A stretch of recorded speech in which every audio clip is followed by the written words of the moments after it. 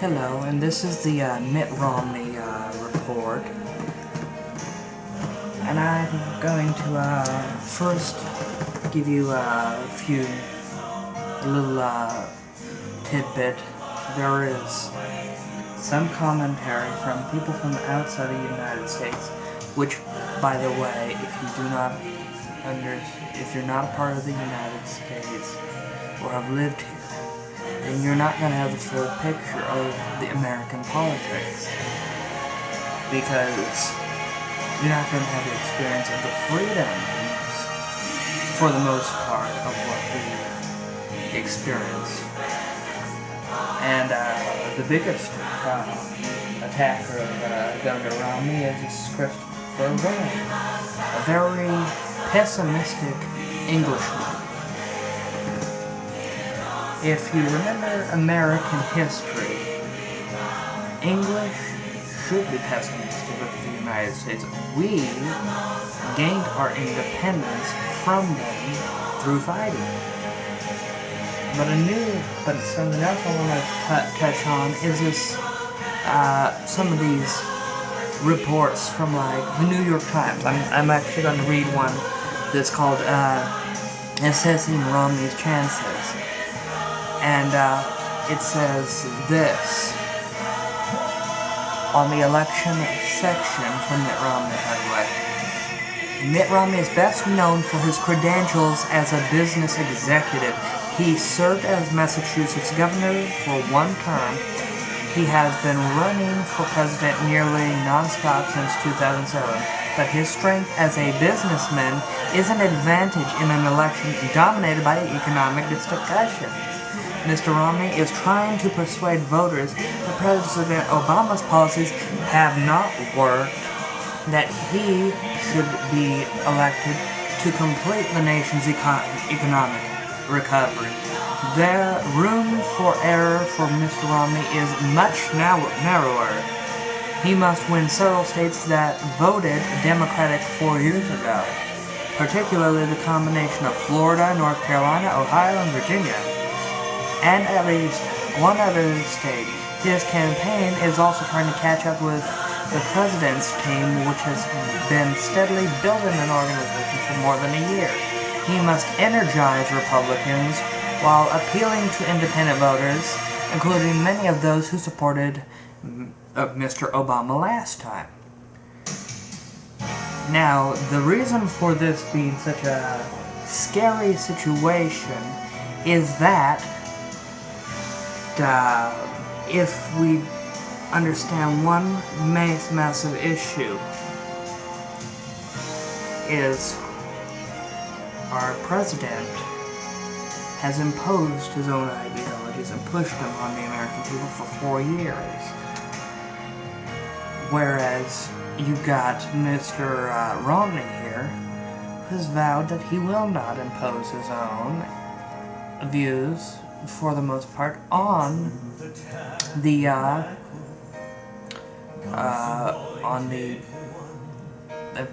people. But he'll try to work to represent them. And if we understand these primary differences, we will have a clearer picture of who should be president. One who has a clear picture of what his job is, to the other one who is trying to use his job as a bullet pulpit. Romney does not want to use the job as a bullet pulpit. He wants the conversation. He wants to talk to people, wants to connect. But the media in general is not allowing him to do that. Now, as I have said, I'm going to also give you a report from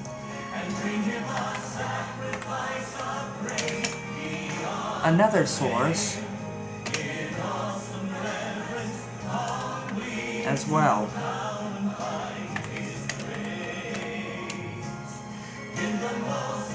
And this is where it's going to be a little bit of a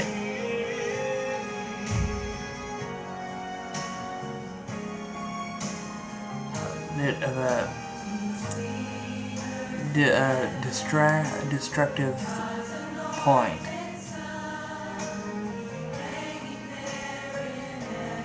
And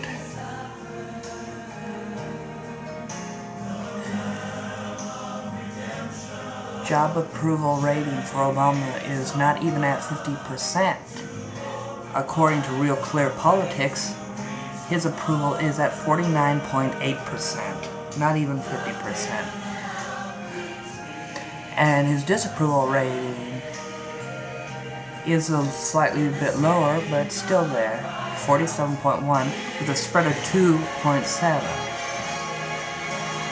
And here is where Romney should try to point it out.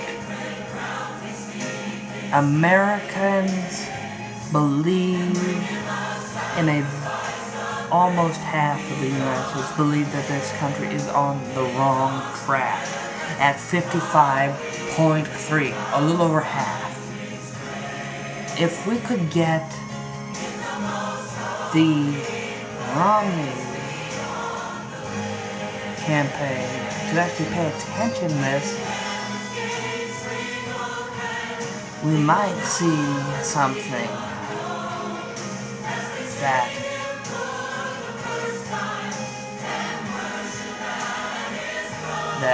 we can find that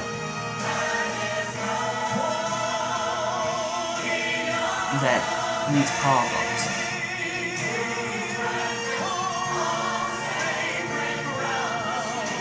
And I would like to also point to something else. And this is another New York article. Another article.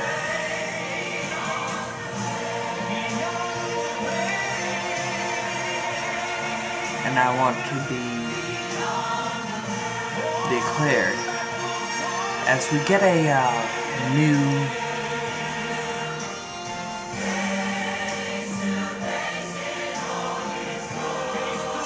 get this new thing popping up.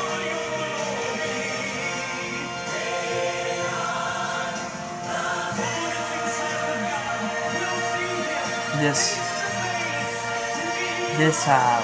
article is about what to expect from our next candidates. Just with 46 days to go, the presidential race has entered the hammer and tongs phase.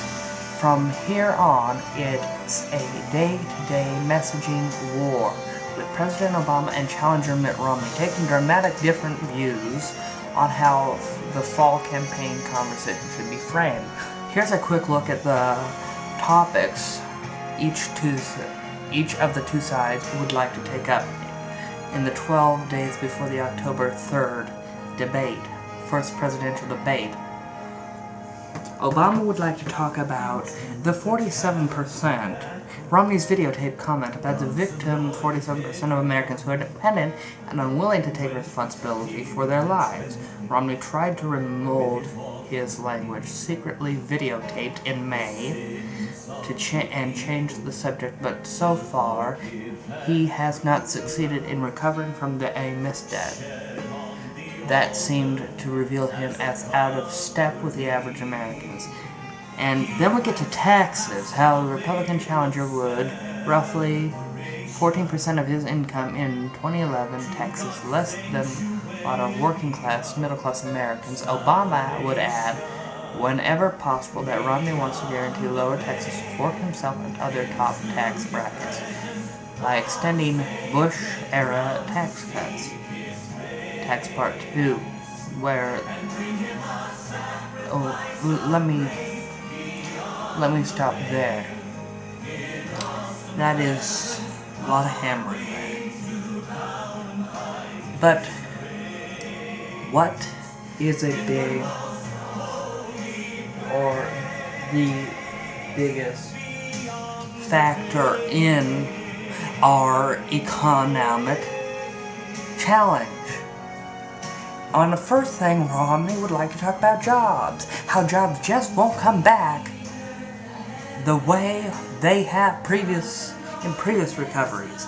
The unemployment rate has lingered over 8% for 43 months. No number of hidden camera videos and other distractions can change that. Actually, the jobless figure would be substantially higher if not for the many workers that left the rolls after giving up hope of finding a job. And then we go to Medicare. Obamacare cuts $718 billion out of Medicare over 10 years. And service to the elderly suffers. The president says he is prolonging the life of Medicare Trust Fund and only taking money for the hospitals and other providers. But Romney argues Obamacare will reduce benefits and cut choices for healthcare consumers. Obama's untrustworthiness. The country is suffering, and this guy is hanging out with Beyonce, Jay-Z, and David Letterman. He doesn't seem too concerned with the dire straits of this country. He has been gripped by for much of his tenure. Nearly 4 years into his term, it's time to try something new. Overarching all of the specific theme arguments, both sides will work hard every day to seize control of the broader narrative.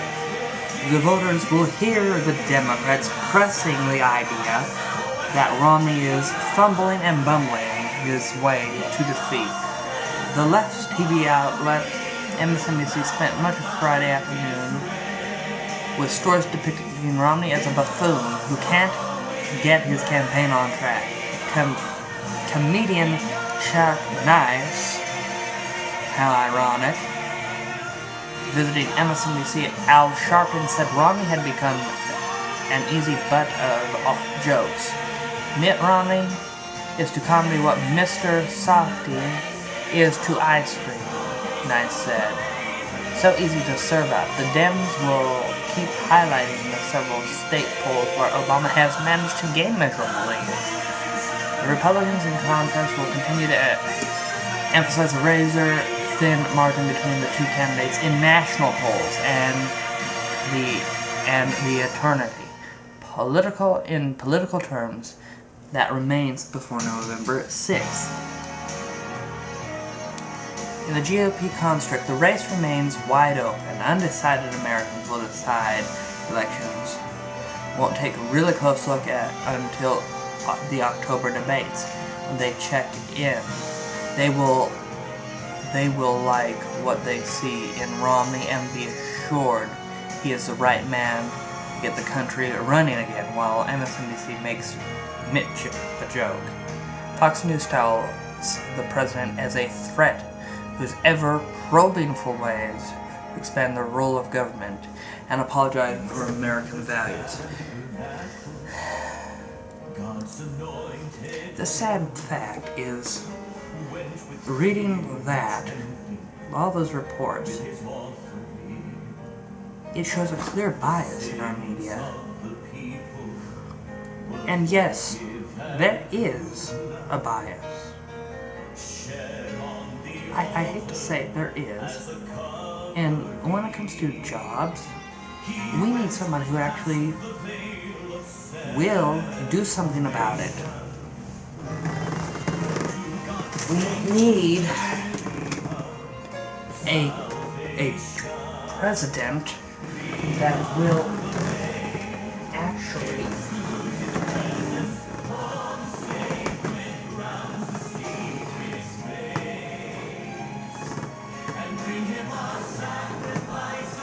actually bring America together. If we don't do this now, we may not have an America to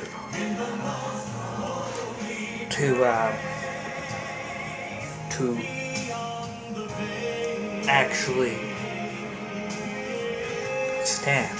We may actually lose in America.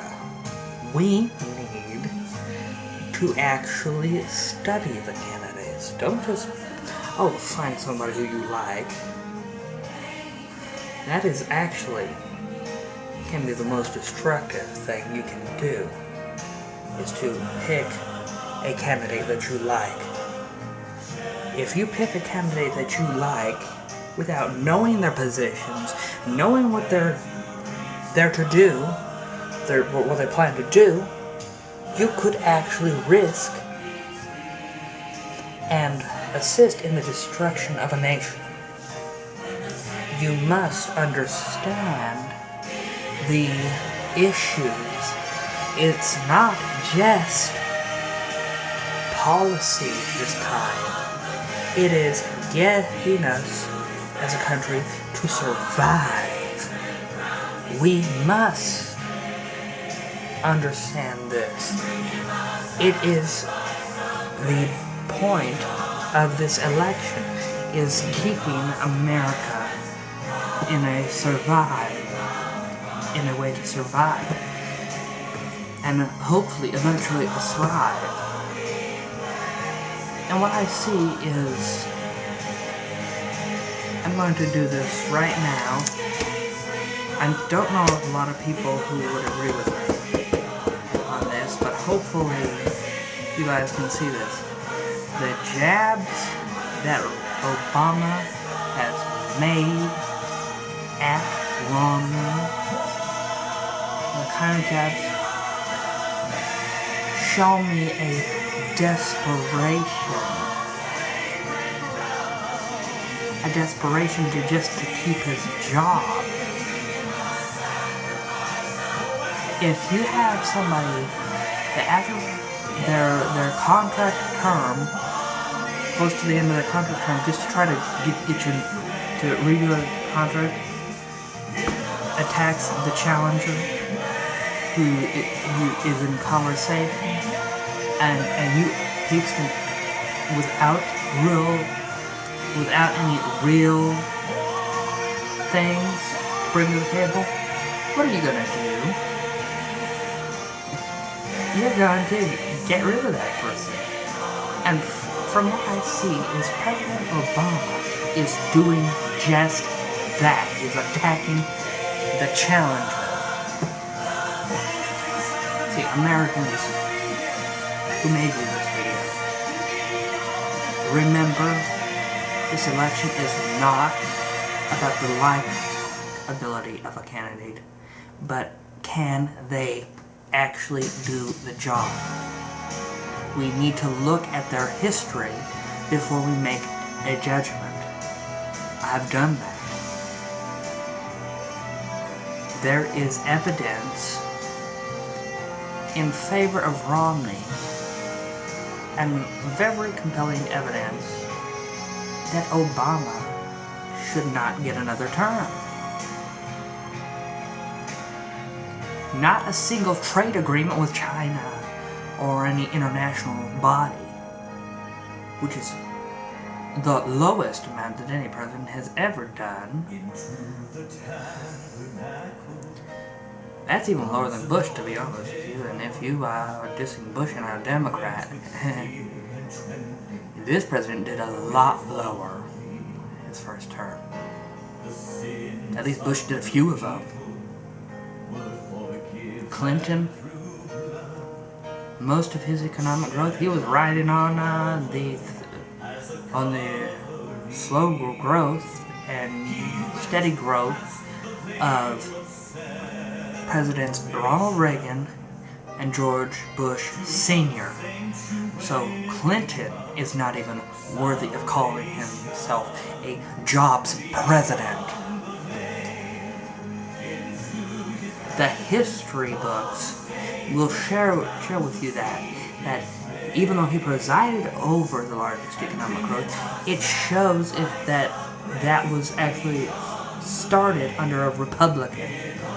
Growth was started. In fact, actually, to be honest with you, when Bush took over, the deficits that we had at one point, we went into surplus.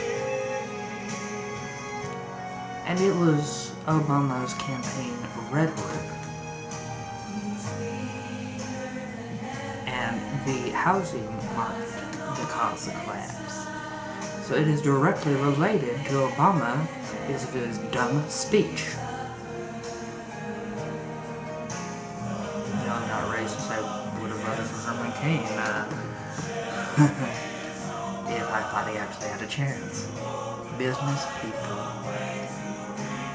have a unique understanding of the economy that should be thought of. They should be allowed a fighting chance. And the Democratic Party does not want to admit that that is the case. It is actually a very sad day when they don't allow for things like this.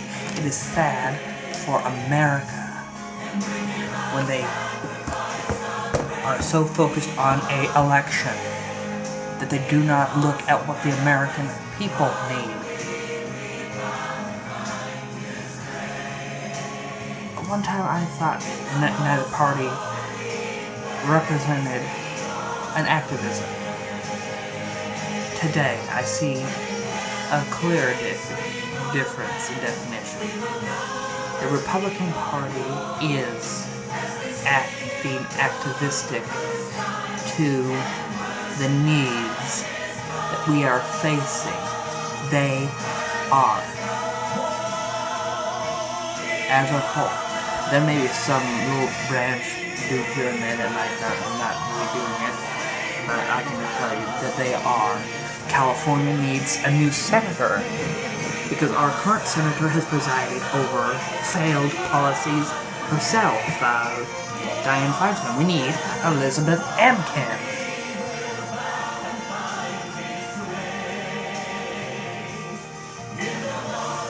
And Texas needs Ted Cruz. But I cannot say the same for every single candidate out there. I'm saddened that the Democrats would take that charge. It's sad that they would attack somebody who's actually earned everything he's got. It saddens me.